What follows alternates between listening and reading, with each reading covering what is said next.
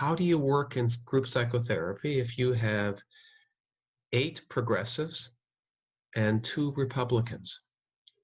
And how do you work with issues that are psychologically so powerful if people see them as political issues that shouldn't be addressed?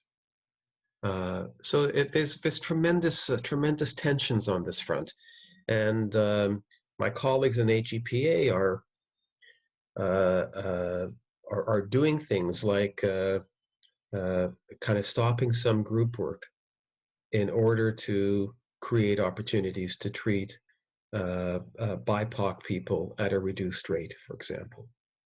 And so you look at every way in which systemic racism interferes with people getting good care.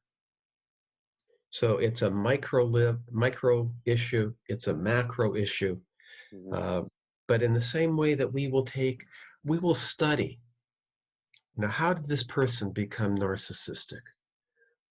What were the interactions? What was the early life experience with a self-absorbed mother and an alcoholic father that contributed to the development of this particular sense of self for this particular individual?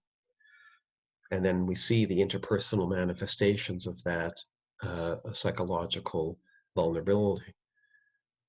I would say that we need to take the same kind of deep exploration of how being the victim of prejudice, discrimination, or racism has impacted the individual person's sense of self. And we have to weave that in. And we know that you've heard me talk, this, that the 2 elements that are most important in any kind of effective group therapy are achieving cohesion and maintaining empathic attunement.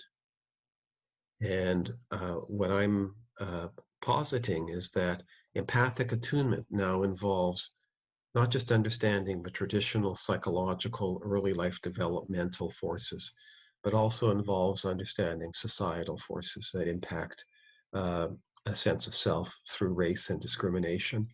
And the flip side, which is for every Black person who carries an internal a sense of internal racial inferiority, there are white folks who carry a sense of internalized racial superiority.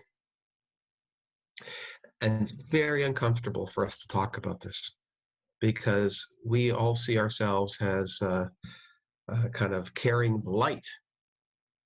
And some of us are not carrying the light unconsciously.